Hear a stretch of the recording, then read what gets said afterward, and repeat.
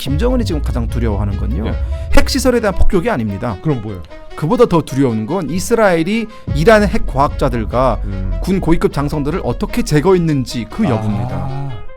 미국이 일단 이란의 핵시설 3곳에 대해서 공습을 완료했다고 밝혔습니다. 원래는 2주의 시간을 언급을 했는데 2주 기다리는 사람이 아니에요. 트럼프는 그냥 이틀 만에 바로 공습을 했습니다. 이거 어떻게 해석을 해야 합니까?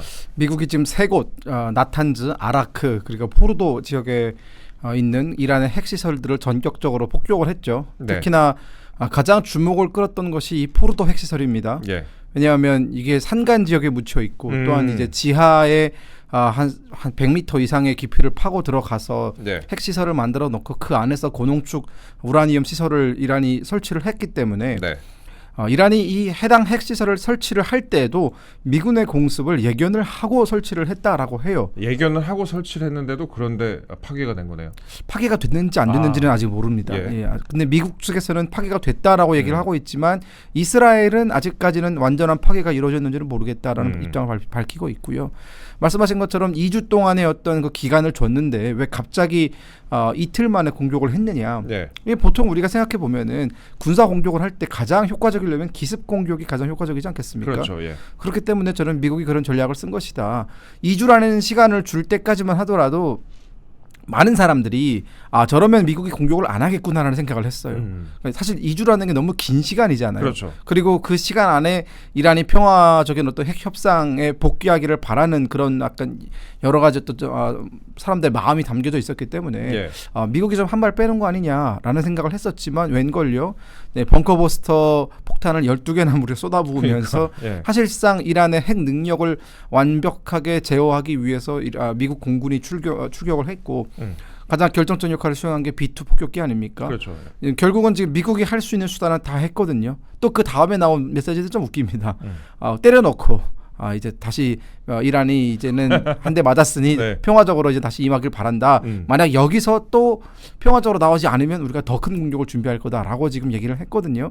이란이 근데 여기서 평화적으로 뭐 하고 말고 할 옵션이 남아 있는 게 있어요? 없습니다. 그러니까 지금 이란이 예. 어제자로 이란의 의회에서 이 호르무즈 해협을 봉쇄하겠다라는 걸 지금 의결을 했거든요. 네. 그러니까 지금 이란 입장에서는 이러지도 저러지도 못하는 상황인 것이요. 일단 이스라엘의 공격을 받으면서 나탄즈라든가 아라크에 있는 핵시설들은 한 60% 이상 파괴가 된 것이 확인이 됩니다. 예. 그나마 남았던 게 포르도인데 예. 만약 이 포르도 핵시설에 대해서 만약 미국의 이번 공격으로 완벽하게 파괴가 되지 않았다라고 하면 이스라엘이 뭐라고 했냐면 특수부대를 동원해가지고 아예 인력으로 밀고 들어가서 그 지역을 완전히 없애버리겠다라고 얘기를 했거든요. 예. 그렇기 때문에 이런 상황에서 이란이 지금 할 수 있는 최선의 옵션이라는 게 사실 거의 없죠. 결국은 거의 반자동적으로 지금 이 상황에 끌려가고 있다라고 예. 보시면 될 것 같습니다. 알겠습니다. 이란은 일단 반발하면서 보복 공격을 시사하고 있습니다. 이스라엘은 미사일 공격으로 응수를 했는데 근데 남아있는 미사일도 얼마 없다고 해요.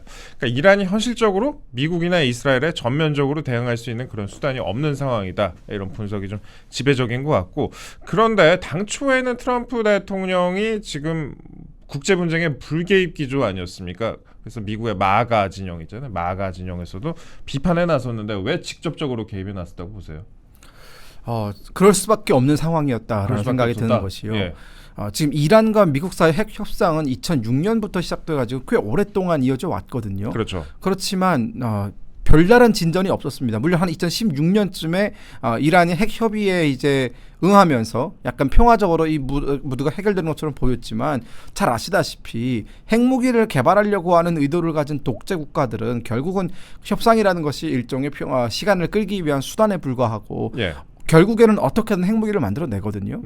지금 이스라엘이 왜 갑자기 이란을 공격했느냐. 이스라엘 정보기관 모사드가 수집한 첩보에 의하면 이란이 향후 15일 이내에 핵무기 한 6개에서 7개 정도를 만들어낼 수 있는 플루토늄을 이미 확보했다. 아하. 네, 그리고 이란의 핵 과학자들, 이스라엘의 공격에 의해서 제거당한 그 8명의 핵 과학자들이 9명이죠.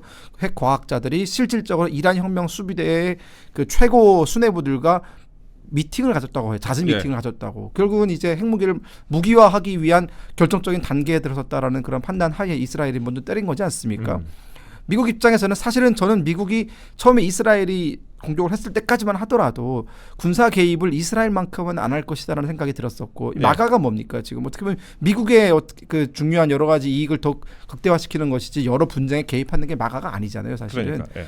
하지만 이스라엘이 저렇게까지 나온 입장에서 그리고 이스라엘이 포르도 핵시설에 대해서 뭐 완전히 완전히 확증 파괴하겠다라고 나서고 있는 상황 속에서 트럼프 대통령이 이스라엘의 이런 움직임을 가만히 지켜볼 수는 없었을 것이다. 그리고 잘 아시지 않습니까? 이 유대 진영과 이 트럼프 대통령 사이 관계라든가 또 이스라엘과 미국과의 그렇죠. 관계는 네. 굉장히 특수한 관계입니다. 그렇기 때문에 트럼프 대통령 입장에서는 이스라엘이 저렇게 어려움을 겪고 있는데 그걸 완전히 외면하기도 어려웠을 것이고요. 그리고 가장 결정적인 것은 이 기회를 통해서 미국이 가지고 있는 힘을 한번 과시할 필요가 있는 겁니다. 아하. 그러니까 이 핵 문제에 관련해서는 지금 어떻게 보면은 미국이 주요 독재 국가들의 핵 문제를 관리하고 있지 않습니까? 네. 그런데 이런 이란 같은 경우에는 사실상 방공망이 이스라엘에 의해서 완벽히 제거가 되면서 미국이 들어가서 가장 적은 비용으로 가장 최대 효과를 낼 수 있는 그렇죠. 거예요. 예. 만약 이란이 건재했다면 미국이 들어가는 게 굉장히 부담스러웠을 겁니다. 격추될 수도 있고. 근데 이스라엘이 그 방공망을 싹 다 없애주지 않았습니까? 그럼 미국 입장에서는 아주 손쉽게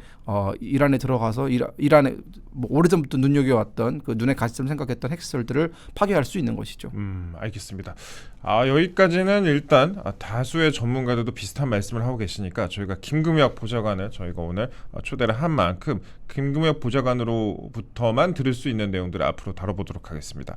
저는 사실 여기서부터가 진짜 궁금하더라고요. 중국이 강경하게 나섰습니다. 중국이 불법으로 미국의 공습을 규정을 하면서 유엔 헌장 위반이다라고 하면서 강하게 비판을 했습니다. 비난을 하면서 이거는 중국은 충돌 당사국 특히 이스라엘이 조속히 휴전하고 민간인 안전을 보장하며 대화 협상을 개시하기를 호소한다.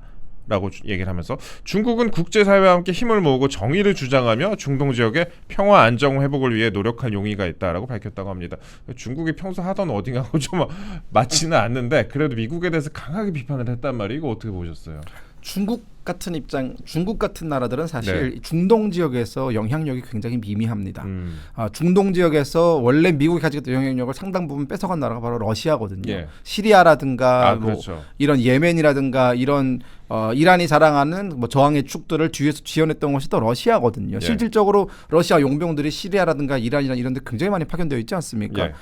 그런데 갑자기 중국이 여기서 목소리를 낸다라는 것은 우리가 좀 따져봐야 됩니다. 중국이 어떤 이해관계를 가지고 있느냐 들여다봤더니 중국이 지금 수입하고 있는 원유, 이 기름이라든가 이런 것들이 상당 부분 이란에서 나옵니다. 이란 원유의 90%가 중국으로 간다고 하더라고요. 그렇습니다. 왜냐하면 이란이 지금 핵 개발에 들어서면서 국제사회로부터 이제 그 제재를 받고 있거든요. 국제사회의 주된 제재 목표가 이란의 원유 수출량을 줄이는 겁니다. 그러니까 이란이 원유 수출을 통해서 막대한 부를 가져가는 걸 국제사회가 억제하고 있거든요. 그렇기 때문에 중국 입장에서는 땡큐인 거죠. 이란산 원유가 굉장히 싸게 나오는 겁니다. 그래서 국제사회의 제재 같은 것을 그냥 사뿐히 무시하는 중국 같은 나라들이 이란산 원유를 거의 독점하다시피 가져가면서 막대한 이익을 누렸거든요. 그러니까 원래 원유 가격의 한 절반 가격을 가져가는 거예요. 그런 사실 중국도 물론 기름이 나오는 나라지만 전체적인 중국의 모든 그 필요량을 다 채울 만큼의 기름이 안 나오거든요. 그럼 이거는 중국도 겨냥한 것이다 이렇게 봐야 될까요? 저는 뭐 중국을 직접적으로 겨냥을 해서 이란을 때렸다라는 해석보다는 이란을 때리다 보니까 중국까지도 얻어맞게 되었다라는 게 맞는 순서인 것 같아요. 특히나 이제 이란이 이제 호르무즈 해협을 봉쇄하겠다라 나서면 중국 입장에서는 중국이 수입하는 원유의 90% 이상이 여기 달려 있기 때문에 굉장히 아찔한 상황이 벌어지는 겁니다. 게다가 지금 중국이 미국과의 무역 협정 때문에 여러 가지로 지금 경제적으로 어려움을 겪고 있고 지금 미국과 경쟁에서 밀리고 있다라는 느낌을 좀 지울 수가 없거든요. 서서히 원래 G2 국가였다가 다시 미국의 1국 체제로 가는 것이다. 그렇죠. 중국이 지금 많이 뒤떨어지고 있다라는 느낌을 많이 받고 있는데 여기에 더해서 이제 기름까지도 문제가 된다면 중국은 경제가 앞으로 좀 치고 나가야 되는 타이밍에 그러지 못할 수밖에 없다라는 것이죠. 그래서 지금 중국이 민감하게 반응을 하는 것이고 여기에 더해서 일각에서는 그런 분석도 있더라고요. 중국이 이번에 그 미국의 행동력에 좀 놀랐다라는 겁니다. 이 정도 미국이 하는구나 그래도. 네, 그렇습니다. 보통 이게 짖는 개가 물지 못하는 법이죠. 지금 중국이 저렇게 목소리를 높이고 있는 것은 약간의 공포가 있다. 미국에 대해서. 특히나 지금 대만을 놓고 중국과 대만이 지금 여러 가지 으르렁거리고 있지 않습니까? 뭐 중국이 2년 안에 대만을 침공한다 만다라고 하고 있는데 여기에 대해서 미국이 개입을 개입을 할 것이냐 안 할 것이냐에 대해서 저울질을 많이 하고 있죠. 과연 미국이 대만 분쟁에 개입을 할 것인가. 근데 이번 사실 사태에서도 많은 사람들이 미국이 직접적으로 이란을 때릴 거냐, 너무 피해가 많다라고 생각을 통상적으로 해왔지만 결국은 미국은 핵시설에 대한 폭격이라고 응수를 했고, 결국 그것이 대만 분쟁에서도 과연 미국이 여기에 개입을 할까라는 그런 여러 가지 희망 회로들이 다 깨지는 것이죠. 예. 미국은 필요하다면 개입을 하고 이런 식으로 매우 전격적으로 압도적인 전력으로 대응을 할 것이다라는 점 때문에 많은 어떤 두려움을 낳지 않는가라는 생각이 듭니다. 봤지 우리가 진짜 하잖아 이런 모습을 좀 보여준 것 같기도 한데, 저 한편으로 이런 생각이 들었습니다. 미국이 마음만 먹으면 이란 같은 대국, 이란이 상당히 큰 나라거든요. 이란이 굉장히 큰 나라인데 인구도 그쵸. 많은 나라인데 네. 이런 대국에도 조치를 취하는데, 그럼 북한에도 그러면 조치를 취할 수 있는 거 아니냐. 북한도 이번에 느낀 바가 많은 것 같다. 지금 김정은이도 이걸 분명히 봤을 텐데 김정은도 이번 공습을 보고 상당히 느낀 바가 많을 것 같다라는 생각이 들었어요. 저는 두 가지 가능성이 있다고 가지. 보는데요. 첫 예. 번째는 한미동맹이 지금처럼 유지가 되고 예. 그리고 한국과 미국 사이의 어떤 여러 가지 이해관계가 딱딱 맞아떨어지는 그런 상황이 앞으로도 계속 연출이 된다면은 예. 북한을 때리는 건 쉽지 않을 겁니다. 음. 왜냐하면 지금 미국이 이란을 때릴 수 있는 건 이스라엘이 앞에서 다 맷집으로서 막아주고 있기 때문에 그렇거든요. 이란이 얻어맞자마자 어딜 때렸습니까? 또 저기 하이파라든가 이스라엘의 항구 도시들을 그렇죠. 때렸어요. 그러니까 이란이 지금 미국을 직접적으로 공격할 수 있는 수단, 그리고 대상이 없기 때문에 때릴 만한 대상이 별로 없잖아요. 아하. 그러다 보니까 결국은 이스라엘을 때리는 걸로 방향을 틀었단 말입니다. 예. 북한도 마찬가지죠. 만약 미국의 어떤 여러 가지 전략 자산들이 북한의 핵시설들을 전격적으로 기습을 하게 된다면 북한은 그것에 대한 어떤 대응으로서 수도권이라든가 뭐 한국의 주한미군 기지라든가 여기를 이제 미사일로 폭격을 하겠죠. 그럴 수 있는 가능성이 있네요. 네, 특히나 예. 이란보다 북한이 보유한 미사일은 양도도 많고요. 예. 또 정밀합니다. 예. 그리고 지나치게 거리가 가까워서 뭐 중장거리 탄도미사일 같은 거 필요 없어요. 예. 방사포탄 600mm짜리 한 몇 발 쏘면은 수도권 다 날아옵니다. 그게 한 60km, 80km가 되거든요. 그렇기 때문에 한국이 입어야 되는 그 피해가 너무 커서 미국이 이걸 주저하고 있다라는 것이고, 두 번째는 만약 지금의 이재명 정부가 미국과의 어떤 그 관계를 좀 악화시키고 예.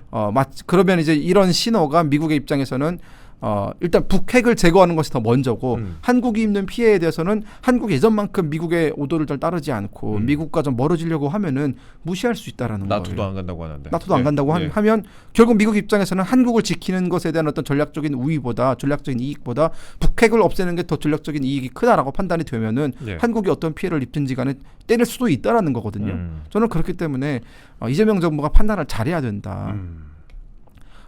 만약 우리가 정말 미국에 계속 이상한 신호를 보내고 예. 뭐 지금 갑자기 이란 편을 들고 있고 뭐 그러고 있지 않습니까 지금? 추미애 의원 같은 경우에도 그 트럼프의 공습에 대해서 상당히 비판을 했어요. 네, 그렇죠. 예. 저는 그렇게 되면은 미국의 전략가들은 한국을 배제한 채 북한의 핵무기를 제거하든 뭐 해결하기 위한 전략을 세울 수밖에 없는 것이고요. 예. 한국이 믿을 만한 신호를 보내지 않고 있지 않습니까? 그렇게 되면은 모든 피해는 고스란히 우리 국민들이 입게 될 것이다라는 그런 생각이 듭니다. 자, 짧게 좀 말씀을 드리자면 민주당의 추미애 의원이 미국의 이란 공습과 관련해서 미국을 공격하지 않은 이란을 직접 공격한 것은 정당성이 없는 공격이다. 미국이 루비콘강을 건너버렸다. 정당성이 없고 국제법상 용납되지 않은 예방 공격이다. 라고 얘기를 하면서 강하게 미국에 대해서 비판을 하는 그런 모습을 보였습니다. 그러니까 이제 국민의힘의 김건 의원이 있습니다. 이제 외교관 출신의 김건 의원이 저희 방송에도 출연을 했었죠.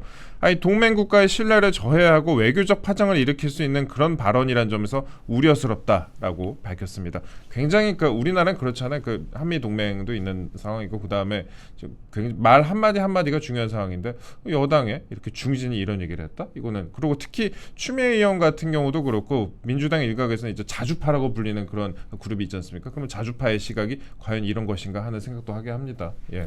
그 이스라엘이 이제 이란을 공격했을 때 네. 우리 그 외교부가 첫 내놓은 메시지가 네. 모든 당사국들의 자제를 요구한다라고 하면서 모든 무력 충돌에 반대한다라고 얘기를 했거든요. 예. 근데 그 동시에 G7 국가들에서 나온 메시지는 이스라엘의 자위권을 인정한다는 메시지였어요. 그렇죠. 그러니까 이스라엘이 얼마나 절박하면 때렸겠냐라는 예. 점에 대해서 이제 인정을 해준다라는 것이거든요. 예. 근데 여기에 우리가 메시지를 좀 맞출 필요가 있습니다. 지금 우리 나토 회의도 안 간다라고 하고 있는데 예. 그러니까 어느 정도 보조를 맞춰야 우리가 지금 미들 파워, 중진국 파워로서 이제 미들 파워에서 그 윗단계로 가는 그 단계에 있거든요. 윤석열 네. 정부가 외교적인 성과가 굉장히 많았던 것이 항상 우리가 중진국 취급만 받다가 이제는 나토 정상회의도 초대받는 이 초대가 사실 이재명 정부도 있었던 게 아니라 윤석열 정부도 있었던 거란 말이에요. 그렇죠. 예. 작년부터 얘기가 됐던 거니까. 근데 이걸 지금 이재명 정부가 들어서자마자 모두 제자리로 돌려놓고 있다. 네. 저는 그렇기 때문에 이건 정말 외교 참사다라는 생각을 지울 수밖에 없고요. 음. 아까 질문에 제가 답변을 하나 또 짧게 더 드린다면 김정은의 생각. 네. 사실 김정은이 지금 가장 두려워하는 건요. 네. 핵시설에 대한 폭격이 아닙니다. 그럼 뭐예요? 그보다 더 두려운 건 이스라엘이 이란의 핵 과학자들과 군 고위급 장성들을 어떻게 제거했는지 그 여부입니다. 아, 예. 이게 핀셋 타격이라 그래가지고 자고 있는 침대에 드론이 들어가서 딱 그 사람만 도려냈거든요. 그렇죠, 그렇죠. 네, 그리고 가짜 메시지를 뿌려가지고 군 지휘관들을 한 곳에 모이게 한 다음 거기를 폭살시켰단 말입니다. 예. 그러니까 지금 김정은이 가장 두려워하는 건 본인의 핵무기가 한두 개 사라지는 게 아니에요. 예. 미국이 만약 마음만 먹으면 자신의 집무실을 향해서 몇 초 정밀도의 미사일을 날려버릴 수도 있다라는 것. 예. 즉 김정은만 제거하면 사실 북한은 와해되거든요. 그런 부분에 대해서 김정은은 매우 신경을 쓰기 때문에 지금 북한의 반응을 보면은요 찍소리도 안 하고 있습니다. 지금 그러니까 북한의 경우 김정은의 경우에는 미국의 공습보다 오히려 더 이스라엘이 이번에 이란을 공격하는 데 보여줬던 그런 드론 공습 같은 그런 부분들을 좀 두려워하고 있을 가능성이 높다 이렇게 얘기를 했습니다. 사실 그렇잖아요. 이스라엘이 오랫동안 이란에 여러 대의 드론을 잠입을 시켜놓고 거기서 이제 대기를 하고 있다가 한 번에 공격을 시도를 하고 그렇죠. 그러니까 굉장히 정밀하게 특정 인사가 어디서 무엇을 하는지를 다 감시를 하고 패턴까지 감시를 한 다음에 공격을 하는 그런 모습들을 보여줬는데 이번에 김정은도 이것에 대해서 굉장히 두려울 가능성이 높다 이렇게 말씀을 하셨습니다. 그렇네요. 생각해보니까 뭐 북한의 경우에도 뭐 핵시설이 있고 뭐 영변이나 강선이나 이런 곳에 핵 관련 시설이 있기도 하고 그 다음에 북한과 이란의 차이를 말을 하면서 북한은 핵 능력을 사실상 완성을 했기 때문에 그렇기 때문에 이란하고는 케이스가 다르다라고 관측하는 부분들이 많았는데 그러니까 직접적인 공습 외에도 이번에 이스라엘이 보여줬던 그런 패턴에 대해서 두려워하는 그런 부분들이 있을 수가 있다 이렇게 말씀하셨습니다. 그렇습니다. 이 트럼프 대통령이 하메네이에 대해서 이렇게 얘기를 했죠. 예. 우리는 하메네이가 정확히 어디에 있는지 안다. 예. 하지만 아직까지는 하메네이를 죽일 필요가 없다라고 얘기했습니다. We don't need to kill him yet라고 했거든요. Yet. 예. 그 말은 언제든지 죽일 수 있다라는 것이거든요. 그러네. 예. 이게 얼마나 공포스를 했냐면요. 이란의 영토가 얼마나 큽니까? 그렇죠. 그리고 인구가 예. 9천만이에요. 네. 그 이란에 숨으려면 언제든지 숨을 수 있습니다. 그 산간 지역이 정말 많거든요. 테헤란 북부도 다 산간 지역이에요. 하지만 미국은 정말 그 특유의 정보력을 통해서 하메네이가 어디 숨어 있는지 다 안다라는 것 아닙니까? 예. 여기에 비해서 북한은 매우 손바닥만한 나라입니다. 그리고 김정은이 어디서 뭐 하는지 한미 감시자산이 그걸 모를까요? 그렇기 때문에 지금 사실 미군도 김정은이 어디서 뭐 하는지 오늘은 무슨 밥을 먹었는지를 다 압니다. 그렇죠. 예. 네, 그렇기 때문에 그런 부분들이 지금 북한에게도 간접적으로 메시지가 전달이 되고 있는 것이고요. 물론 북한이 핵무기를 보유한 국가이기 때문에 이미 현실적으로 북한의 핵 능력을 제거한다는 것은 결국은 우리가 일일이 다 북한이 이미 만들어놓은 핵탄두를 찾아내서 제거하는 것 이외의 방법은 없겠지만 가장 결정적인 것은 핵 버튼에 손가락을 댈 사람을 없애면 되는 것이거든요. 그렇죠. 예. 지금 이란이 이스라엘의 군사 공격에 대해서 제대로 대응을 못하고 있는 이유가 결정권을 내릴 수 있는 최고의 그 이란 혁명 수비대 군 지휘관 20명이 없기 때문에 공군 지휘관도 없죠. 해군 지휘관도 없죠. 육군 지휘관 다 죽었습니다. 이미. 그렇기 때문에 지금 어떤 결정적인 어떤 결론을 내리는 것에 큰 애로 사항이 있는 것이거든요. 그 모델을 만약 북한에 적용한다면 북한은 더 심합니다. 지금 이란 같은 경우에는 뭐 하메네이도 있지만 또 대통령도 있고 여러 가지로 하메네이를 대체할 수 있는 사람들이 꽤 있거든요. 이미 하메네이가 3명의 최고 성직자를 자신의 후계자로 선정을 하지 않았습니까? 자신의 죽을 걸 대비를 해서. 근데 김정은은 아니에요. 김정은만 죽으면 북한은 와해됩니다. 그렇기 때문에 저는 북한이 오히려 이란보다 더 취약하다. 예. 핵무기를 가졌지만 그걸 어차피 쓸 수 없게 만들어 놓으면 그게 바로 비핵화거든요. 예. 그렇습니다. 우리도 앞으로 좀 이런 걸 대비를 하면 좋을 것 같습니다. 예전에 이제 뭐 작게 같은 것도 있고 작게 5027 뭐 이런 것도 있잖아요. 근데 네네. 우리나라도 이제 북한에 대해서 대비를 하는 차원에서 이번에 이스라엘이 보여줬던 이런 드론 공격 같은 거를 참고를 하면 어떨까 하는 그런 생각이 들었습니다. 그렇죠. 저는 예전 생각이 납니다. 94년에 1차 북핵 위기가 있었습니다. 네. 그때 미국이 이제 정밀 타격을 검토를 하기도 했었는데 당시 김영삼 당시 대통령이 이제 반대하기도 했고 그래갖고 이제 무산이 됐었던 그런 생각이 좀 나는데 그때 만약에 액션이 이루어졌다면은 지금하고는 좀 상황이 달랐잖아요. 중국이나 러시아는 네. 힘이 좀 약했던 상황이니까 또 어떤 그림이 펼쳐졌을까 하는 그런 생각이 드는데 좀 아쉬운 부분도 조금 있기도 합니다. 저희가 이 이슈는 이 정도 다뤄봤고 그러면 김정은이 이번에 이란 사례를 보고 더 핵에 집중할 것으로 보십니까? 어떤 식으로 대응에 나설까요? 저는 지금 현재 김정은 입장에서는 예. 당분간은 어떠한 움직임을 가져가지 않을 것으로 보입니다. 음흠. 왜냐하면 이란의 여러 가지 어떤 그 사례를 보면서 김정은은 느낄 거예요. 네. 레드라인을 넘는 순간 미국은 치는구나. 예. 그러니까 지금 김정은도 레드라인에 굉장히 근접해 있거든요. 예. 물론 핵 개발 자체가 레드라인을 이미 넘은 겁니다. 핵무기를 보유한 것 자체가. 하지만 지금 김정은은 그 다음 단계, 즉 핵 군축을 위한 협상을 미국과 벌리고 싶고 하고 예. 트럼프 대통령도 북한이 가지고 있는 핵무기를 인정을 하되 더 이상의 핵 능력을 고도화시키지 말 것을 주문하면서 협상장에 나와라라고 얘기를 하고 있지 않습니까? 네. 지금까지 벌어진 상황을 종합해 봤을 때 김정은은 현재 한 3번 정도를 튕겼어요. 얼마 전에 그 기사가 나왔죠. 예. 이 트럼프 대통령의 친서를 김정은이 공개적으로 거부를 했습니다. 네. 근데 앞으로 한 번 더 거부할 수 있을까요? 이미 그러니까. 지금 다른 예. 집이 불타고 있거든요. 예. 그러니까 북한의 가장 우방이라고 할 수 있는 나라들 중에 벌써 2나라가 사라졌습니다. 그러니까요. 이라크는 오래전에 사라졌고요. 네. 시리아는 지금 정권이 교체됐습니다. 그리고 이란도 지금 정신없이 지금 두드려 맞고 있지 않습니까? 네. 그렇기 때문에 김정은 입장에서는 미국에 대해서 이렇게 허상성색 뭔가 있어 보이는 듯이 얘기를 하는 것이 결국은 나중에 이런 어떤 대가로 돌아올 수도 있음을 깨닫고 지금 또 하나 우리가 주목해야 되는 것이 이란과 러시아 사이 관계는 북한과 러시아보다 훨씬 더 돈독했습니다. 아하, 그렇죠. 지금 러시아가 네. 뭘 해주는 게 있나요? 없죠. 예. 이란의 테헤란에 불타고 있고 장성들이 죽어나가고 있을 때 러시아는 그저 욕만 하고 있습니다. 미국 그러면 안 된다. 마치 추미애처럼 그렇게 얘기만 하고 있거든요. 네. 그 말은 러시아도 지금 벌벌 떤다라는 겁니다. 미국의 저런 강력한 의지에 대해서 미국이 칼을 빼든 거예요. 지금까지는 미국이 약간의 어떤 호랑이 종이 호랑이 같았지만 이제 미국이 정말 칼을 빼들었을 때 러시아나 중국이 내가 하려고 하는 이런 여러 가지 행동 의지에 대해서 간섭할 수 있느냐라는 질문을 던졌을 때 중국과 러시아는 한마디도 못 하거든요. 봤지 그런 식으로 한번 해봐 이런 걸 보여준 거 아니에요? 지금? 그렇죠. 예. 그렇기 때문에 지금 북한이 가장 주목하고 있는 게 러시아와의 관계, 즉 네. 러시아를 뒷배로 두고 미국과 그걸 지렛대 삼아서 미국과 뭘 좀 어떻게 해보겠다라는 것인데 러시아로부터 좀 상당히 뒤통수가 얼얼할 겁니다. 네. 저것들 봐라, 우리가 저렇게 믿었는데 이란에 대해서 아무것도 안 도와주고 있네. 그럼 만약 그 상황이 북한에서 벌어진다면 네. 푸틴이 모든 걸 바쳐가면서 김정은을 구출을 해줄까? 이거 의문부가 좀 붙거든요. 네. 김정은 입장에서는 굉장히 계산이 많아지는 밤입니다. 저희가 북한과 김정은 얘기를 하고 있는데 제가 보좌관님한테 꼭 한번 물어보고 싶은 내용이 하나 있었습니다. 북한과 김정은 관련된 아주 깊이 있는 내용, 북한과 김정은과 아주 관련된 내용인데 이거 우리나라 총리 후보자죠. 김민석 총리 후보자가 탈북자를 배반자라고 표현을 했습니다. 저희 사진 보시면은 조선 도북자라고 되어 있습니다. 조선 도북자. 이게 도북자, 탈북자를 도북자, 배반자라고 표현을 했습니다. 도북자 반도자라고 표현을 했는데 민주당에서 이런 얘기를 합니다. 김현정 민주당 원내대변인이 도북자, 반도자는 중국 내에서 탈북민을 지칭할 때 일반적으로 쓰이는 표현이다. 배신자란 부정적 의미로 몰아가는 건 이건 억지에 철진한 색깔론이다라고 얘기를 했는데 우리 김금혁 보좌관은 중국에서 유학도 했잖아요. 그 북한 출신이고 가장 잘할 것 같은데 뭐가 맞습니까?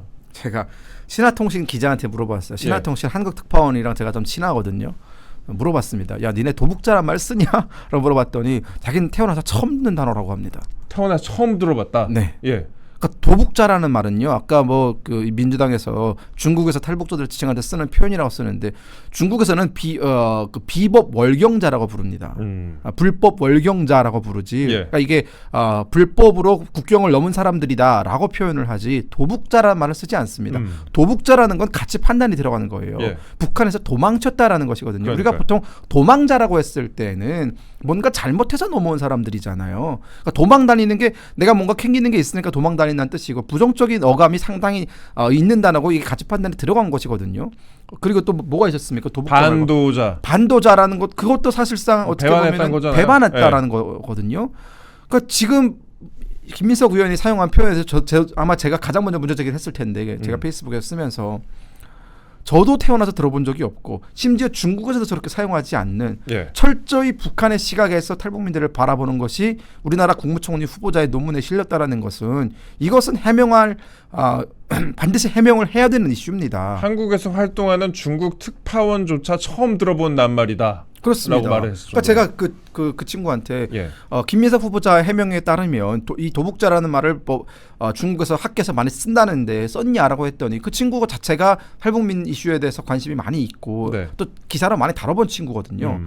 처음 들어본다고 합니다. 중국인이 처음 들어본다고 하는데 민주당 대변인은 도대체 어디서 누구한테 정보를 구해가지고 중국에서 많이 쓰인다라는 것인지 아니 간단하게 중국의 네이버라고 불리는 바이두에 가서요 네. 도북자라고 치면은요 안 나와요. 아. 비법 월경자로 쳐야 탈북자라고 연결이 됩니다. 예. 그리고 요즘 북한 언론, 중국 언론들도 탈북자라는 말을 많이 씁니다. 예. 한국을 따라하는 거죠. 그러니까 이게 탈북자라는 건 가치 판단이 들어가지 않은 거예요. 북한을 탈출한 사람이거든요. 그렇죠.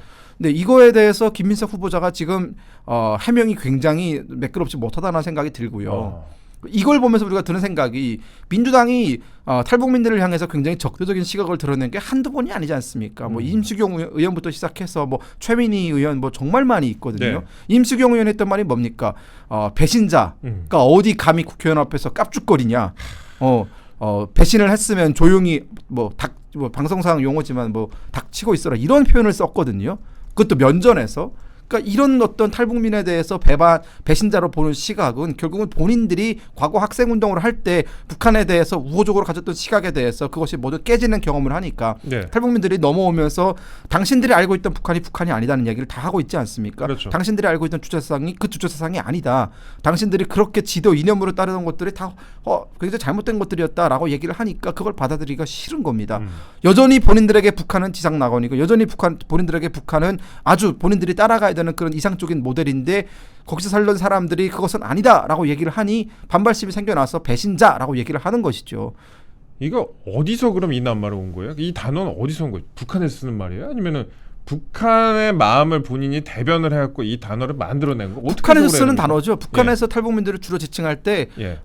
조국을 배신한 자들라고 아. 얘기를 하거든요. 예. 도망친 자들이라는 얘기를 합니다. 예. 저는 그거 보면서 이건 정말 북한의 시각 그대로 예. 한치의 오차도 없이 북한과 똑같은 시각으로 얘기를 하는 거다. 아. 네, 저는 그래서 이 부분에 대해서는 저는 국민의힘이 조금 더 문제 제기를 할 필요가 있고 이거는 정치적인 공방이 아닙니다. 이거는 김민석 후보자가 탈북민들을 어떻게 생각하고 북한을 어떻게 생각하고 이것에 대해서 우리가 가늠할 수 있는 시금석이기 때문에 저는 문제 제기를 확실히 해야 되고 김민석 후보자는 여기서 빠져나갈 생각을 하지 말고 본인이 왜 그런 단어를 사용했는지 왜 그런 단어가 나오게 됐는지에 대해서는 좀 명백히 밝힐 필요가 있다라는 생각이 듭니다. 알겠습니다. 이거 앞으로 만약에 김민석 후보자가 이거에 대해서 해명 없이 총리가 된다면은 탈북민들 입장에서는 제가 이거를요. 우리를 배반자라고 생각하는 사람이 총리가 됐어 이렇게 생각할 거 아니에요? 제가 이거를요. 이 기사를 네. 미국 쪽에 있는 그 북한 관련 NGO 하시는 분들한테 보냈어요. 네. 어떻게 보냐라고 했더니 너무 격분하시더라고요. 그러니까 그분들도 다 미국에서 북한 인권 활동을 하시는 분들인데 이런 단어 처음 봤다라는 거죠. 그러니까 한국의 국무총리 후보자가 어떻게 그렇게 얘기를 할 수 있냐라는 거죠.